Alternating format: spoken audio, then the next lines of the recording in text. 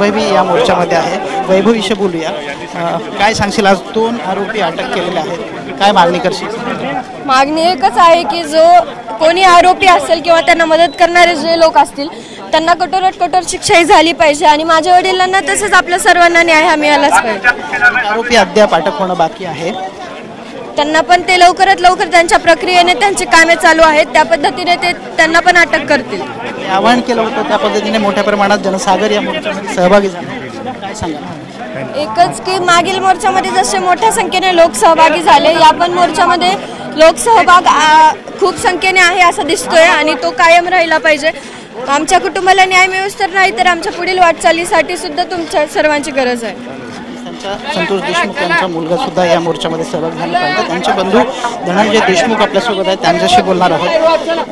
Sir, 2 आरोपी आज अटक, काय मागणी असणार? राहिलेला एक आरोपी लवकरच अटक करण्यात. सुरेश धस यांनी असं सांगितलं की या सगळ्या प्रकरणामधला जो आरोपी आहे तो मुख्य आरोपी आका आहे आणि आकाला या खुनाच्या प्रकरणामध्ये आरोपी केलं पाहिजे. तपास सगळा झाला, आरोपी जेरबंद झाले, मुख्य आरोपी 6 आरोपी कोण कोण होत आहेत त्याच्या तपासाची आम्ही विनंती केलेली आहे आणि तो तपास पण लवकरात लवकर होईल.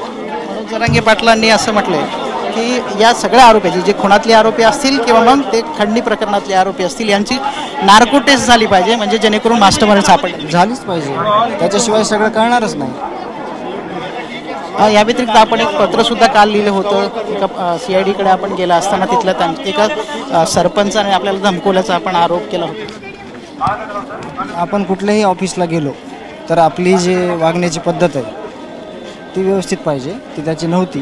म्हणून मी त्याला सांगितलं की ही पद्धत चुकीची आहे तुझी बोलायची, कर्मचाऱ्याला असो वा मला असो, आणि तिथं मी रीतसर अर्ज पण दिलेला आहे. या प्रकरणात 25 दिवस आरोपी जे आहेत ते हे 2 आरोपी 3 आरोपी फरार होते सातत्याने. यांना कोणी आश्रय दिला असं वाटतं? कळेल ना लवकरच कुणी आश्रय दिला हे 100% कळेल. कुणाचा तरी आश्रयाशिवाय ते राहिले नाहीत. हां, ते लवकरच कळेल. खासदार बजरंग सोनवणे यांनी असं सांगितलं होतं की अजितदादांचा जो दौरा झाला होता त्यामध्ये जी गाडी वापरली गेली तीच वाल्मिक कराडला सोडण्यासाठी तिकडे आली होती. ज्याची गाडी होती तो व्यक्ती देखील तिथं आलेला होता. अजितदादा ज्या दिवशी आले होते त्या दिवशी. ते बरोबर आहे, ती गोष्ट आम्ही म्हणजे बघितलेली आहे, ते बरोबर आहे. त्यामध्ये काही सह आरोपी झाले पाहिजे का, गाडी असतील किंवा आश्रय? होणार, आमची मागणी आहे, होणारच, 6 आरोपी करणारच. ज्यांनी ज्यांनी मदत केली, ज्यांनी ज्यांनी हे सगळं कटकारस्थान केलं ते सगळे आरोपी होणार. एकूण आत्ता सरकारकडे काय तुमची वेगळी काय मागणी आहे? मोठ्या प्रमाणात रोष जो आहे तो लोकांचा पाहायला मिळतो, हा मोठा मोर्चा सुरू आहे, तुम्ही काय मागणी करता? समाजाच्या भावना एवढ्या तीव्र झालेल्या आहेत आणि त्याच्यातून हा जो आक्रोश आहे तो आपल्याला बघायला भेटतोय आणि ह्याच्यातून आपल्याला फक्त न्याय मागतोय एकदम शांतपणे. म्हणजे आपल्या जे न्याय हक्कानं आपला जो न्याय कसा भेटेल या पद्धतीने कुठल्याही वेगळ्या मागण्या न करता न्यायासाठी हा सगळा समाज झुंजतो. बीडचा बिहार झाला असं सातत्यानं सांगितलं जातं. मोठ्या प्रमाणात गुन्हेगारी जी आहे वाढली असा सातत्यानं जो आहे तो आरोप होतो. असं सगळे ज्या पद्धतीने हे खून दरोडे जे आरोपी सापडले यांच्यावर मोठ्या प्रमाणात गुन्हे दाखल झाल्याचं दिसून आलं. म्हणजे त्याच्यातले सगळे आरोपी जे आहेत ते कट्टर दिसून आले. अशा पद्धतीचे अनेक बीडमध्ये अशी आणखीन काही आरोपी आहेत त्यांच्यावर जे गुन्हे आहेत आणि गुन्हे असताना हे सगळे मोकाट कसं काय फिरतात त्याच्यावर पहिलं काम झालं पाहिजे.